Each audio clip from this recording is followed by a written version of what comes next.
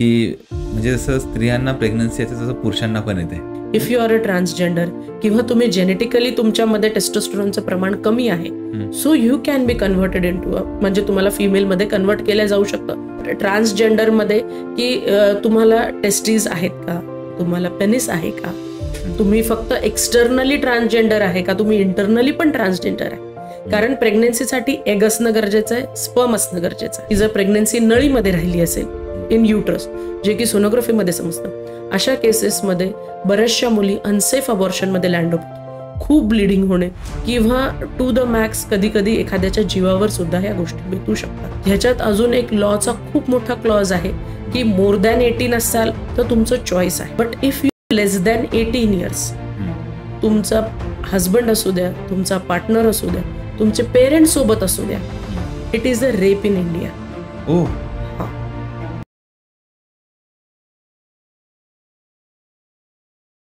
नमस्कार मॅडम. नमस्कार sir. अनटॅप bye गौरवमध्ये तुमचं स्वागत आहे. येस. जेव्हा हा विषय निघाला होता आणि या विषयाच्या बाबतीमध्ये चर्चा करायची होती, तर 2 ते 3 प्रश्न माझ्या मनामध्ये होते. पहिला प्रश्न म्हणजे काय, की आपण अपब्रिंगिंग म्हणतो, की लहान मुलाला संगोपन करणं, त्याला पालनपोषण करणं. पण जेव्हा प्रेग्नन्सी आणि ह्या गोष्टी जेव्हा डोक्यामध्ये आल्या, म्हणजे जेव्हा मी विचार करू लागलो ह्या गोष्टींच्या बाबतीमध्ये, तर मला असं वाटतं, की जे पॅरेंटिंग आपण म्हणतो, पालकत्व जेव्हा म्हणतो, तेव्हा ते जे 9 महिन्याची जी प्रोसेस आहे, ते सुद्धा असलं पाहिजे. म्हणजे ओव्हरऑल तुम्हाला काय वाटतंय ह्या सगळ्या गोष्टींवर? हो सर, हे कन्सेप्ट ॲक्च्युली हा खूप जुनाही आहे, ज्याला आपण गर्भसंस्कार म्हणतो, किंवा हा खूप नवीनही आहे, ज्याला आपण प्री कन्सेप्शनल काउन्सिलिंग आणि प्रेग्नन्सी केअर किंवा how to take care of the baby ज्याला आपण म्हणतो. हा सगळा ओव्हरऑल कन्सेप्ट आपण मॉडर्नायझेशन प्रमाणे त्याला इंग्लिश नावं वाचू शकतो, किंवा आपण जर जुन्या काळाप्रमाणे म्हटलं तर त्याला आपण गर्भसंस्कार म्हणतो. आता जेव्हा आपण प्रेग्नन्सी जेव्हा म्हणतो, तर तेव्हा डोळ्यासमोर काय येतं, स्त्री येते, म्हणजे फिमेल येतं. आणि पुरुषांना म्हणजे एवढं त्याच्यामध्ये असं म्हणता येईल, की कन्सिडर केलं जात नाही किंवा गिनल्या जात नाही. तर जेव्हा तुम्ही डे टू डे लाईफमध्ये जेव्हा प्रॅक्टिस करतात, तर तुम्हाला काय वाटतं त्याचं इम्पॉर्टन्स आणि बाकीच्या गोष्टी, म्हणजे जे प्रेग्नन्सी असते ही फक्त स्त्रियांच्या मर्यादेपुरते असते, म्हणजे स्त्रियांपर्यंतच असते का पुरुषांचं पण त्याच्यामध्ये काही असतं? जे तुम्ही म्हणताय ज्याला आपण वांध्यत्व किंवा इन्फर्टिलिटी जे म्हणतो, की पहिले असं होतं की दोष हा मोस्टली स्त्रियांमध्येच असतो. आणि इनिशियली जर आपण इथून 10 वर्षापूर्वीचं जर का कंटेक्स्ट बघितलं, तर त्यामध्ये फिमेल इन्फर्टिलिटी किंवा स्त्रियांमधील वांध्यत्वाचं प्रमाण हे पुरुषांपेक्षा खूप जास्त प्रमाणात होतं. अच्छा. बट आता असं झालेलं आहे की माणसांमध्ये वांधत्वाचं प्रमाण खूप जास्त प्रमाणात वाढलेलं आहे, ज्याला आपण मेल फॅक्टर ऑफ इन्फर्टिलिटी म्हणतो. आणि ह्याचं असण्याचं कारण एकच आहे की स्ट्रेसफुल लाईफ, जसं पहिले आपलं एक्सरसाइजेस वगैरे होत्या, त्या लाईफमधनं कुठेतरी गायब झालेल्या आहेत. दुसरी गोष्ट, बैठी कामं खूप जास्त वाढलेली आहेत. एज, जसं फिमेलचं एज वाढत आहे तसं माणसांचंही एज वाढतं आहे. माणसांमध्ये एज हा फॅक्टर तेवढा इम्पॉर्टंट जरी नसला तरी पण मेडिकल डिसऑर्डर्स, म्हणजे ज्याला आपण डायबिटीज, बीपीचा त्रास, stress disorders, anti anxiety medicines घेणं, ह्या सगळे फॅक्टर्स आहेत, ह्या मेल इन्फर्टिलिटीला खूप जास्त प्रमाणात कारणीभूत आहेत. त्याच्यामुळे आता जेव्हा आपण मॉडर्न इन्फर्टिलिटी क्लिनिक ज्याला म्हणतो किंवा फर्टिलिटी क्लिनिक ज्याला म्हणतो, ज्याच्यामध्ये एक कपल जातं की आम्हाला मूल होत नाहीये, आम्ही ट्राय करतोय 2 ते 3 महिने झालो, पण आम्हाला प्रेग्नन्सी राहत नाहीये. त्यामध्ये जसं फिमेलच्या तपासण्या करणं गरजेचं आहे, मेलच्याही तपासण्या आता करणं तेवढंच गरजेचं झालेलं आहे, कारण male factor is equally contributing to infertility. Actually आता जसं तुम्ही म्हटलात की डाएट, स्ट्रेसफुल लाईफ आणि ह्या गोष्टी, जर मी तुम्हाला जर असं विचारलं, अशा मला कोणत्याही 3 हे सांगा, बाबी सांगा, ज्याच्यामुळे खूप इम्पॅक्टफुल प्रेग्नन्सीवर तो खूप इम्पॅक्ट देतो, किंवा असं म्हणता येईल की या मॉडर्न युगामध्ये जेव्हा आपण डे टू डे लाईफमध्ये आपण हे करतो, काम करतो, बाकीच्या गोष्टी करतो, तर असे 3 घटक असे कोणते, 3 बाबी अशा कोणत्या आहेत जे की डायरेक्टली हिट करतात ह्या सगळ्या गोष्टींना? 3 जर नॅरो डाऊन करायचं म्हटलं तर एक तर तुमची जनरल हेल्थ, म्हणजे तुम्ही डायबेटिक आहात, तुम्हाला बीपीचा त्रास आहे, तुमचं वजन खूप जास्त आहे, दॅट इज वन फॅक्टर. दुसरं तुमचं जॉब प्रोफाईल, तुमचं खूप स्ट्रेसफुल जॉब आहे, ज्याच्यात तुम्हाला वेळच मिळत नाहीये टू इतका एक्सटेंट की सेक्स ड्राईव्ह सुद्धा कमी होऊन जाते. आणि तिसरं ऑप्शन म्हणजे कंटिन्यू बैठी काम करणे, आणि त्यामध्ये अजून एक आहे इंटॉक्सिकेशन, म्हणजे कोणतंही व्यसन असणे. ओके. टबॅकोचं सेवन करणे किंवा दारूचं सेवन करणे या दोन्ही गोष्टींनी स्पर्म काउंट खूप रॅपिडली डिटोरिएट होतो. म्हणजे जे धातूचं प्रमाण आपण ज्याला म्हणतो ते ॲडिक्शननी खूप जास्त प्रमाणात अफेक्ट होऊन जातं. बरं, आता हे जे तुम्ही म्हणतायत व्यसन आणि जे धातूचं प्रमाण थोडं एक्सप्लेन करा ना. म्हणजे बेसिकली आपण म्हणतो, की व्यसन केल्याने स्पर्म फॅक्टर्स कमी होतात किंवा त्या गोष्टी कमी होतात. तर हे थोडं एक्सप्लेन करा ना, की बेसिकली त्याच्यामध्ये सायंटिफिक काय होतं म्हणून ते असं होतं? ओके. कसं आहे, आपण काय म्हणतो टोबॅको खाल्ल्याने तोंडाचा कॅन्सर होतो किंवा बरोबर. तंबाखू खाल्ल्याने. का बरं होतो? कारण की जे ग्रोइंग सेल्स असतात त्याच्यामध्ये ह्याच्यातले जे टॉक्सिन्स असतात हे जाऊन त्याला मॅनिप्युलेट करतात. ज्याने त्याचा जेनेटिक मेकअपच चेंज होऊन जातो. तर ओके. त्याचबरोबर ते जे आपले रिप्रोडक्टिव्ह सेल्स म्हणजे ज्याला आपण स्पर्म म्हणतो त्याचाही जेनेटिक मेकअप चेंज करून टाकतात. त्याचं प्रोडक्शन हॅम्पर करतात.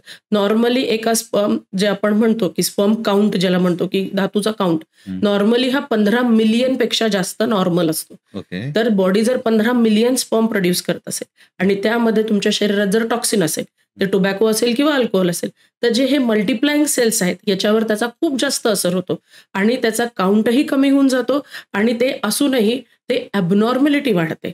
म्हणजे ओके. जेव्हा आपण कोणतंही सिमेन ॲनालिसिस ज्याला म्हणतो किंवा धातूची तपासणी बनतो त्याच्यामध्ये आपण स्पर्म काउंट बघतो की तुमचं स्पर्म किती आहेत. तर हा काउंटही कमी होऊन जातो आणि त्याच्यात नॉर्मल की ॲबनॉर्मल स्पर्म्स किती आहेत. तर ओके. टोबॅको इज रिस्पॉन्सिबल म्हणजे एवढं बघितलेलं आहे की काउंट अगदी नॉर्मल आहे. बट 90% स्पर्म्स हे जेनेटिकली ॲबनॉर्मल आहेत. म्हणजे ते फ्यूज होऊन त्या एगमध्ये लाईफच येऊ शकत नाही.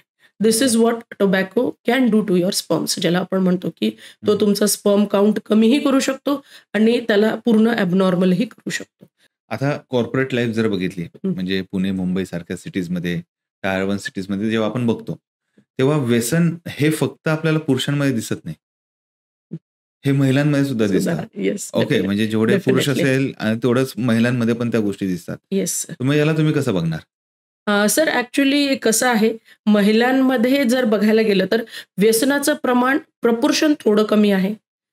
आणि दुसरी गोष्ट की महिलांमध्ये सर कुठेतरी ॲक्सेप्टन्स आहे, की जर आपल्याला प्रेग्नन्सी राहत नाहीये ना, तर आपल्याला हे बंद करणं गरजेचं आहे. आणि बऱ्याच जेव्हा प्री काउन्सिलिंग सेशन्स होतात, तर आपण त्यांना सांगतो पण की तुमचं जे काही ॲडिक्शन असेल ते बंद करून टाका.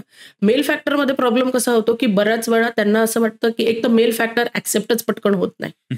दुसरी गोष्ट त्यांना असं वाटतं आपलं कॉन्ट्रिब्युशन लाइक यू सेड की आपलं कॉन्ट्रिब्युशन काही जास्त नाहीये. प्रेग्नन्सी तिच्या पोटात राहणार आहे, बाळ तिच्या पोटात राहणार आहे. त्याच्यामुळे शी शुड फॉलो जे काही नाही पथ्य असतील ते बाईने फॉलो करावे. त्याच्यामुळे कुठेतरी आपल्या सोसायटीचं एक ॲक्सेप्टन्स आहे, की बाबा प्रेग्नन्सी राहिली तर दारू नाही प्यायला पाहिजे, स्मोकिंग नाही करायला पाहिजे किंवा नसेल जरी राहत तर आपण आधी हे बंद करायला पाहिजे. तर त्याच्यामुळे ते एक थोडंसं पटकन ॲक्सेप्ट होऊन जातं.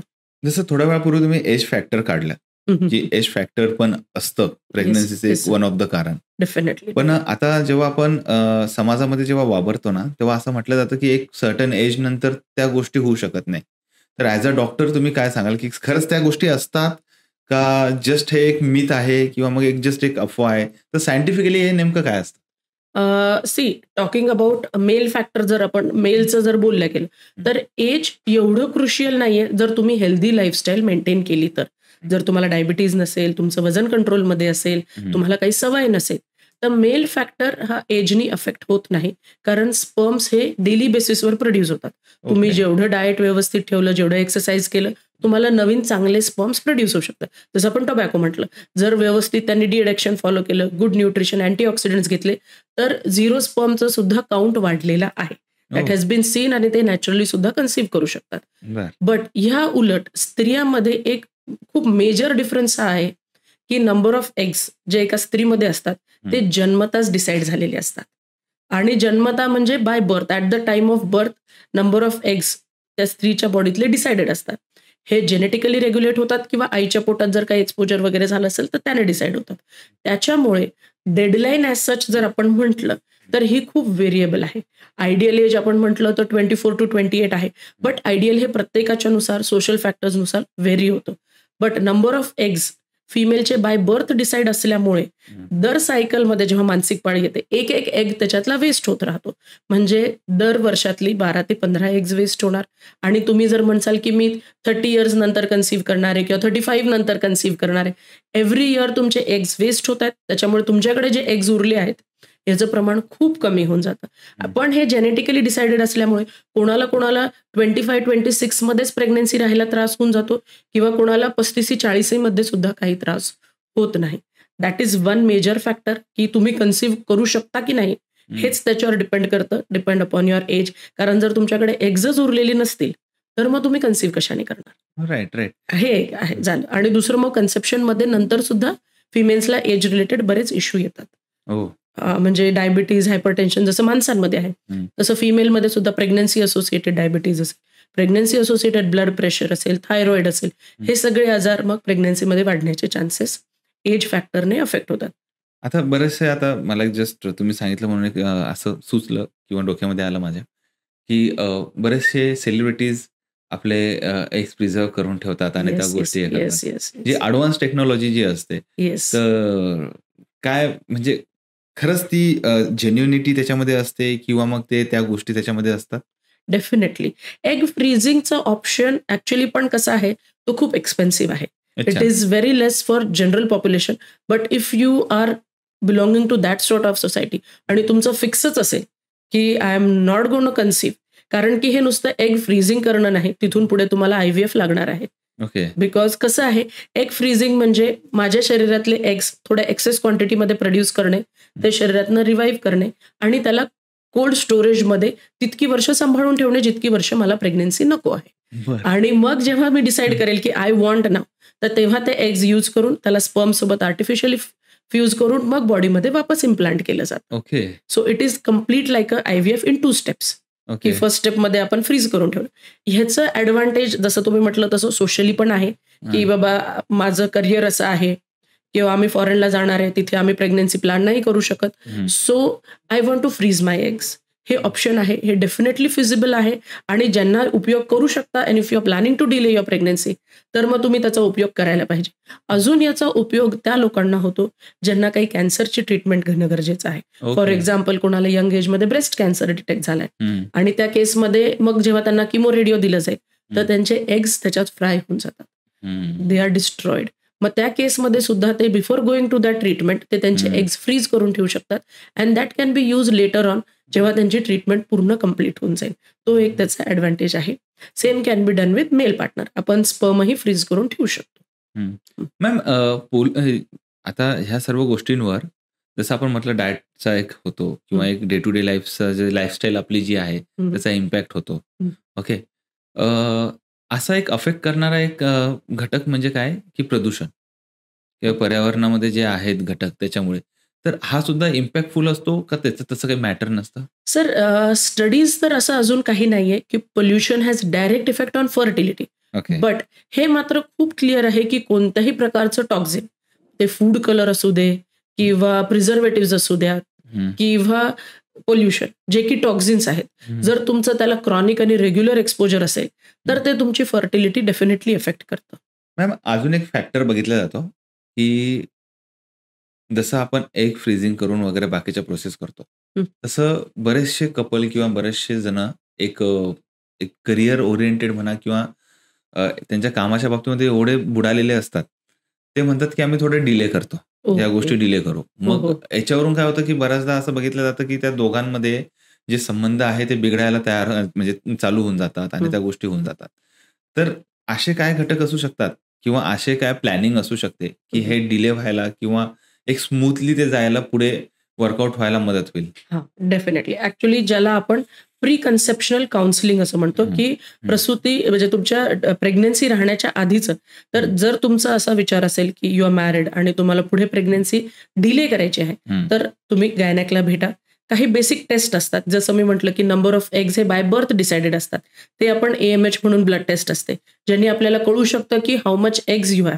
तुमचं AMH बघा, तुमची सोनोग्राफी करून बघा की तुमच्या ऍक्च्युअलमध्ये काही इश्यू आहे का, आणि जनरल हेल्थ, हे दोन्ही पार्टनरची चेक केली पाहिजे. की जर तुमचं बेसिक हेल्थ टेस्ट नॉर्मल असेल आणि तुमचा काउंटही चांगला असेल, AMHही चांगलं असेल, तर व्यवस्थित रुटीन हेल्दी लाईफस्टाईल ठेवून तुम्ही तुमची प्रेग्नन्सी पुढे आरामशीर डिले करू शकता. फक्त एवढंच आहे की ती जबाबदारी तुमच्यावर आहे हेल्दी लाईफस्टाईल मेंटेन करण्याची.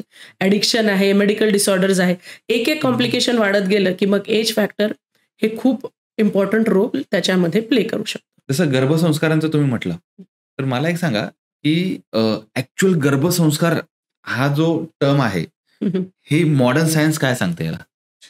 गर्भसंस्कार म्हणजे काय असतं, आपलं कल्चर काय शिकवतं की जेव्हा एक स्त्री प्रेग्नंट असेल, तिने सात्विक जेवलं पाहिजे, चांगल्या गोष्टी बोलल्या पाहिजे, चांगल्या गोष्टी ऐकल्या पाहिजे आणि चांगलं वागलं पाहिजे. हे बरोबर. गर्भसंस्कार आहे. मॉडर्न सायन्स पण आपल्याला हेच सांगतं, फक्त वेगळ्या भाषेमध्ये सांगतं की तुम्ही चांगलं खाल्लं पाहिजे. आपण जे म्हणतो बेबीला कोणत्याही टेराटोजनचं एक्सपोजर नाही झालं पाहिजे.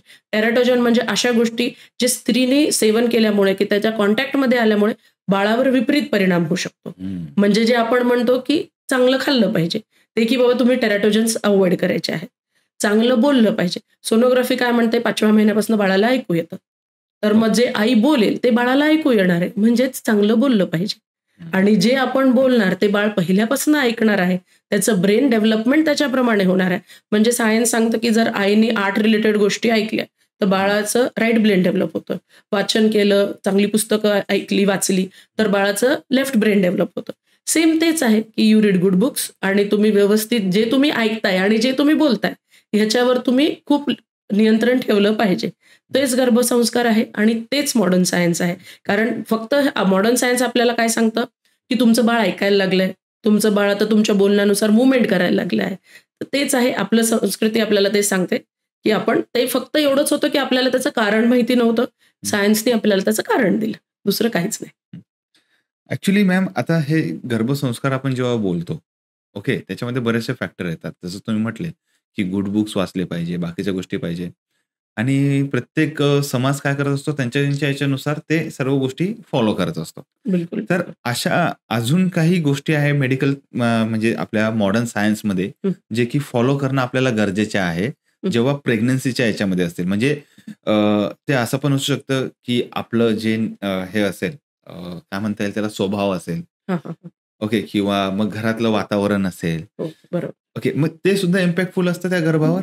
100% सर. काय फॉलो करा, एक तर जे आपण जसं तुम्ही म्हटलात प्रत्येक जण त्यांच्या रिच्युअल्स त्यांच्या हिशोबाने फॉलो करतात.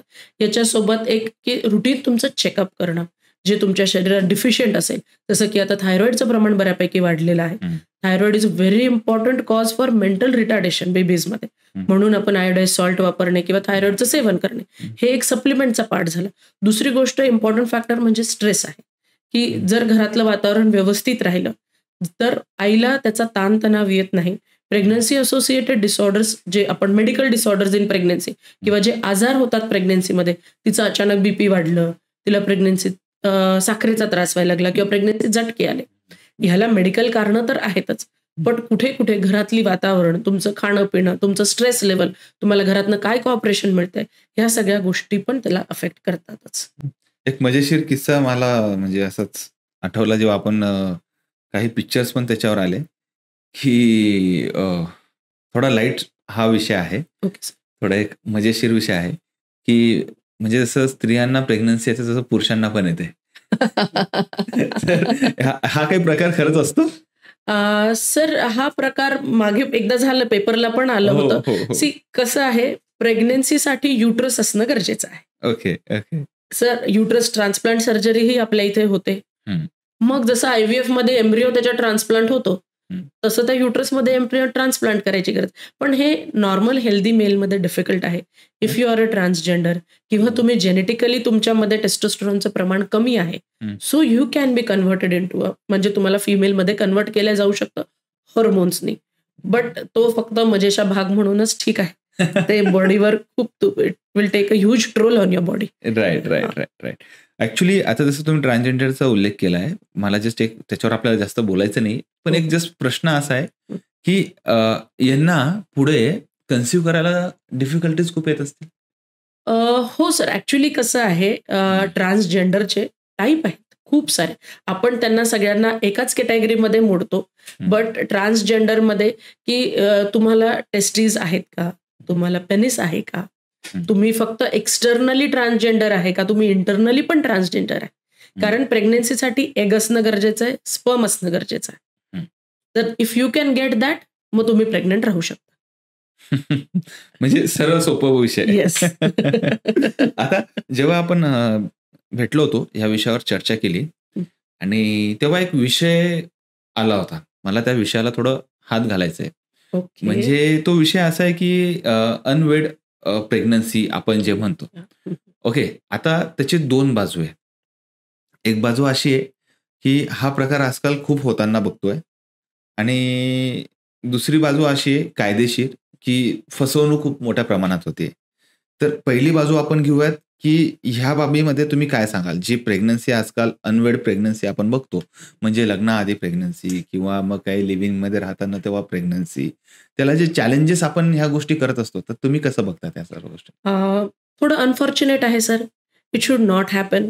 कारण कसं आहे की आपल्याला जे होतं ते जसं तुम्ही म्हणता, आयदर कॉलेजमध्ये गर्लफ्रेंड बॉयफ्रेंड असेल तर क्षणिक आहे, किंवा if you are in living आणि तुम्हाला बेबी नाही पाहिजे, तर तुम्ही कॉन्ट्रासेप्शन प्रॉपरली यूज करायला पाहिजे.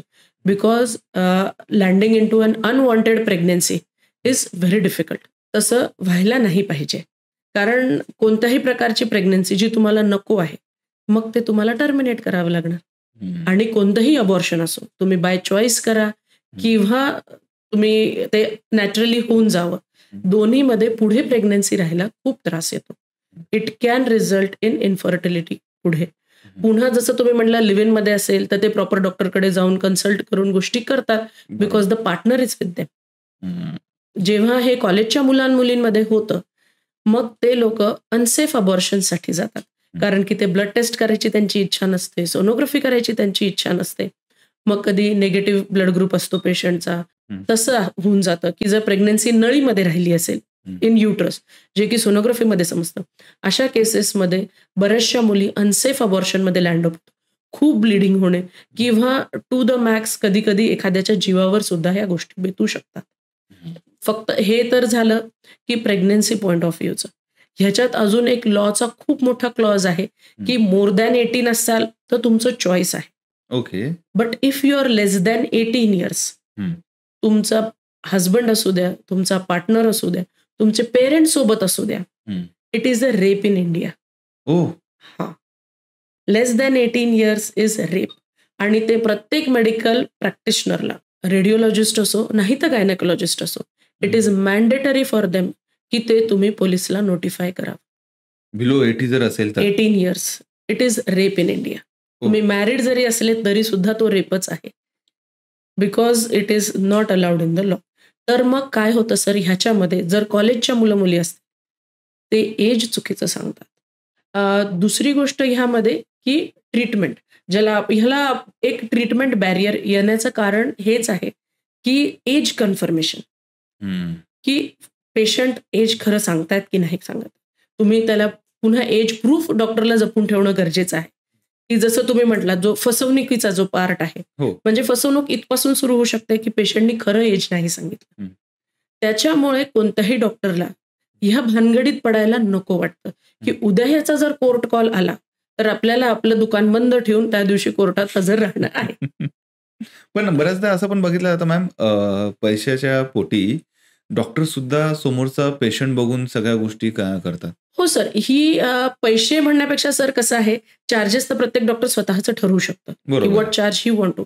आणि ह्याच्यात हेच असोसिएटेड आहे की if the pregnancy is unwanted, it is the woman's choice.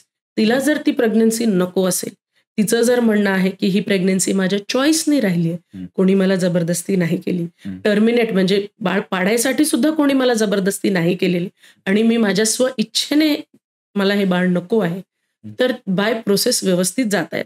कसं आहे सर, इफ तुमची प्रेग्नन्सी जर बाय प्रोसेस राहिली आहे, you are with the partner and you want, तर हे खूप कॉमन आहे. ह्याला बाय प्रोसेस व्यवस्थित डील केल्या जातं.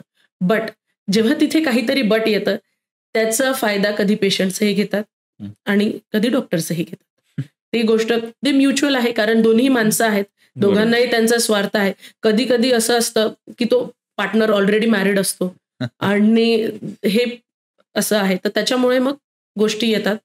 म्हणून ही गोष्ट, याला एक ज्याला आपण म्हणतो की एलिफंट इन द रूम ज्याला आपण म्हणतो, की बाबा कोणालाच या गोष्टीत पडायचं नाही आहे, की बाबा ठीक आहे. आणि मेन हेच आहे की नुसतं प्रेग्नन्सी नाही, जेव्हा you are having sexual relation when you are not in married, पहिल्यांदा रिलेशन ठेवताना वजायनल टेअर होणं, STI ज्याला आपण सेक्शुअली ट्रान्समिटेड इन्फेक्शन्स म्हणणं, ज्याच्यामुळेच HPV व्हायरसचं जे HPV व्हायरसचं मुळे होणारं सर्व्हायकल कॅन्सर, ह्याचं जे प्रमाण आजकाल वाढतंय, त्याची कारण हेच आहे की unprotected sex with multiple partners.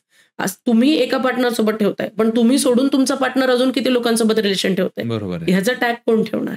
आता एक असंच प्रश्न डोक्यामध्ये आलाय. तो म्हणजे काय, की आपण काय करत असतो, डे टू डे लाईफमध्ये ना स्ट्रेस झाला किंवा काही गोष्टी झाल्या, तर आपण पेन किलर घेत असतो आणि इतर ड्रग्स आपण कन्झ्युम करत असतो. की असं आपण आजकाल तर म्हटलं जातं, असं मध्यंतरी असं होतं, की कोविडच्या काळामध्ये आपण डोलो वगैरे बऱ्याचशा गोळ्या आपण खूप टॅबलेट्स घेत होतो. ओके. आणि असं म्हटलं जातं, की त्याचा इम्पॅक्ट आपल्यावर खूप मोठ्या प्रमाणात होतो आणि त्या प्रेग्नन्सीवर. तुम्ही काय बघतात ह्या सर्व गोष्टींमध्ये? सर, मेडिसिन जे आपण म्हणतो याला 2 कॅटेगरीमध्ये, ॲक्चुअली 4 कॅटेगरीज आहेत. एक मेडिसिन म्हणजे की जे प्रेग्नन्सीत बिलकुलच नाही घ्यायला पाहिजे, हं, ज्याचा बाळावर विपरीत परिणाम होतो, ज्याला आपण टेराटोजन्स म्हणतो. हं, हे ॲब्सोल्युटली कॉन्ट्राइंडिकेशन, बिलकुल नाही घ्यायला पाहिजे. हं. काही मेडिसिन्स आहेत ज्या अंडर सुपरविजनच घ्यायला पाहिजे, ओके. आणि काही मेडिसिन्स ज्या कॅटेगरी सी मध्ये जे तुम्ही म्हणता जे येतात ते म्हणजे पेन किलर्स. पेन किलर्सचा किडनी, लिव्हरवर बऱ्यापैकी विपरीत परिणाम होतो. प्रेग्नंट और नॉन प्रेग्नंट गरज नसली तर अँटीबायोटिक आणि पेन किलर डेफिनेटली अवॉइड करायला पाहिजे. प्रॉब्लेम कसा होतो की आपल्याला माहिती आहे ही अँटीबायोटिक आहे. आपण 6 दिवसाचा डोस असतो, 2 गोळ्यात बरं वाटलं आपण 2 घेऊन बंद करून टाकतो. हां. तर त्यांनी अँटीबायोटिक रेझिस्टन्स पण होतं आणि मग ते 2च दिवस घ्यायची आहे ना, एकच गोळी घ्यायची आहे, म्हणून आपण त्याची फ्रिक्वेन्सीही वाढवतो. हं, की थोडीशी सर्दी झाली की एक डोलो घेतली, एक सिनारिस घेतली, एक ॲझी घेऊन टाकली. हं. बाकीचा डोसही पुढे राहून गेला तसाच, आणि मग पुन्हा 2 महिन्यांनी झाली की पुन्हा एक गोळी घेतली. हं. त्यामुळे पहिले जे काम ₹5 गोळीत होतं, मग ते ₹10 गोळीवर गेलं, आणि तसंच अँटीबायोटिक स्टेपअप होत गेले. कारण डॉक्टर पहिले विचारतात, तुम्ही घरी काही गोळ्या खाल्ल्या आहेत का? मग आम्ही 2 दिवस घेतल्या होत्या, त्यांनी नाही बरं वाटलं, मग आता त्याच गोळ्या डॉक्टरने दिल्या तर तुम्हाला बरं नाही वाटणार. मग असं करून अँटीबायोटिक्स मेडिसिन स्टेपअप होत चालले आहेत.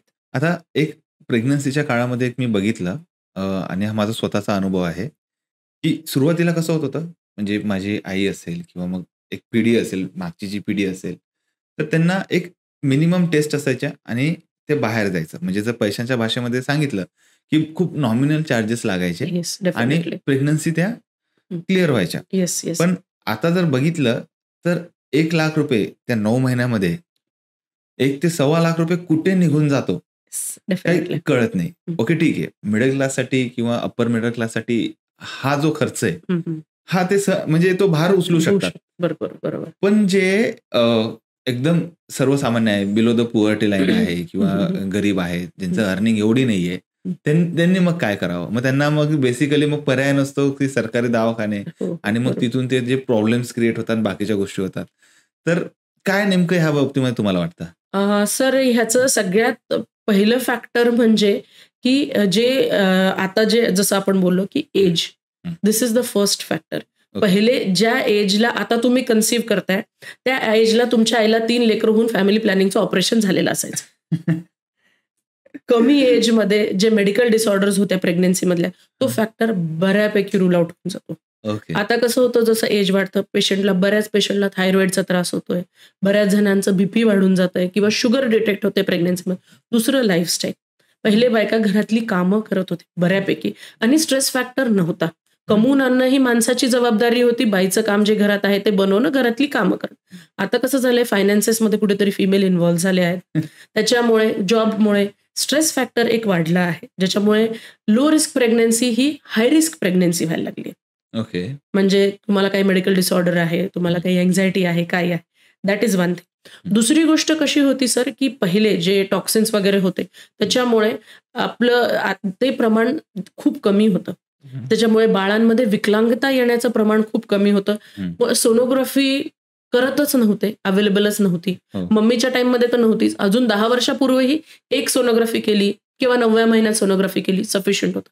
आता असं झालंय, कुठेतरी पेरेंट्सलाही उत्सुकता असते, त्यांनाही वाट बघायची नसते 5व्या महिन्यापर्यंत, की बाळाचे ठोके आलेत का, सगळं व्यवस्थित चालू आहे का. सो दे ऑल्सो वॉन्ट की आम्हाला सांगा बाळाचे ठोके व्यवस्थित आहेत का, बाळ व्यवस्थित आहे का.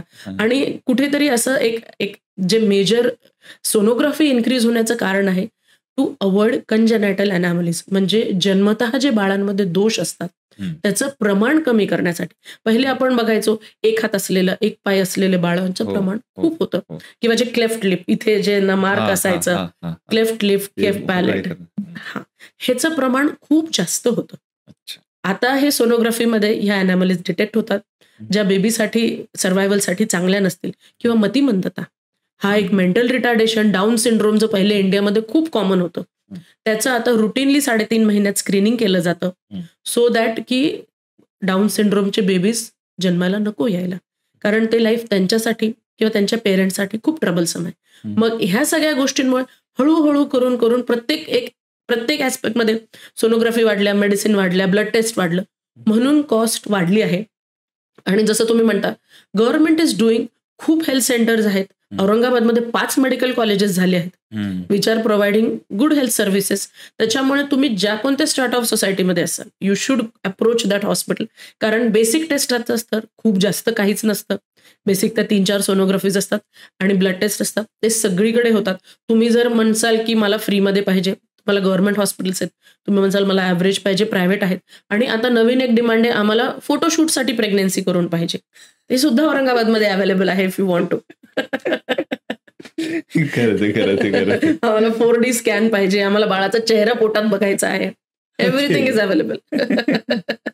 ग्रेट. मॅम, आता डे टू डे लाईफमध्ये जे प्रॅक्टिस तुमची चालू आहे, ओके, त्याच्यामध्ये आता पहिले आपण बघत होतो की मुलींना, मुलगी असेल तर गर्भामध्येच तिची हत्या करणं, किंवा बऱ्याचशा गोष्टी, आता प्रकरणं पण आपण बघतोय रोज, काही ना काही सुरू आहे. पण कुठे ना कुठे पॅरेंटिंगवर तेव्हा प्रश्न उपस्थित झाले होते. आता सध्याला तुम्ही जेव्हा प्रॅक्टिस करतायत, तेव्हा तुम्हाला पालकांचा दृष्टिकोन कसा बघायला मिळतो? आता परिस्थिती बऱ्यापैकी बदललेली आहे. बरेच पेरेंट्स असे आहेत ज्यांचं असं म्हणतं की नाही मॅम, आम्हाला मुलगीच पाहिजे बरं का, म्हणजे मुलगी चांगली असते किंवा मुलगी सांभाळते. आणि मेन म्हणजे तुम्ही मुलीला कसं वाढवता, हे फॅक्टर खूप रिस्पॉन्सिबल आहे. आता शहरांमध्ये हजबंड वाईफ दोघंही वर्किंग आहेत, दोघंही पेरेंट्सला त्यांच्या व्यवस्थित सांभाळतात. त्याच्यामुळे उलट जसं एज्युकेशन वाढतं आहे, तसं मुलींकडे पेरेंट्सचा कल बऱ्यापैकी वाढतोय. म्हणजे असं नाही की पहिला मुलगा आहे म्हणून मुलगी पाहिजे, बट की आम्हाला मुलगीच पाहिजे, अशा टाईपमध्ये, की the way you bring them up, ते तुमचं जसं आपण म्हणतो की मुलगी म्हणजे लक्ष्मी, तसं की लोकांचा आता बऱ्यापैकी त्याच्याबद्दलची विचारसरणी बदलत आहे. मग असे कोणते फॅक्टर तुम्हाला वाटतायत की म्हणजे त्यांनी वर्कआउट केला आणि ह्या गोष्टी सगळ्या क्लिअर झाल्यात? मेन म्हणजे एज्युकेशन. मुलींचं जे शिक्षणाचं प्रमाण वाढलं आहे, त्याच्यामुळे मुली म्हणजे, आणि जे मुली म्हणजे हुंडा, मुली म्हणजे लग्न, मुली म्हणजे जबाबदारी, हा जो कन्सेप्ट आहे हा हळूहळू बदलतो आहे. आता हुंड्याचं प्रमाणही खूप कमी झालेलं आहे.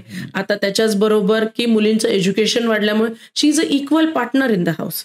असं नाहीये, म्हणजे बायोलॉजिकल डिफरन्स सोडला तर हजबंड आणि wife, they are 2 pillars of the house. पहिले जसं होतं, आपण बोललो की husband is a bread earner आणि वुमेन इज अ हाऊस, म्हणजे ती होम टेकर और होम मेकर.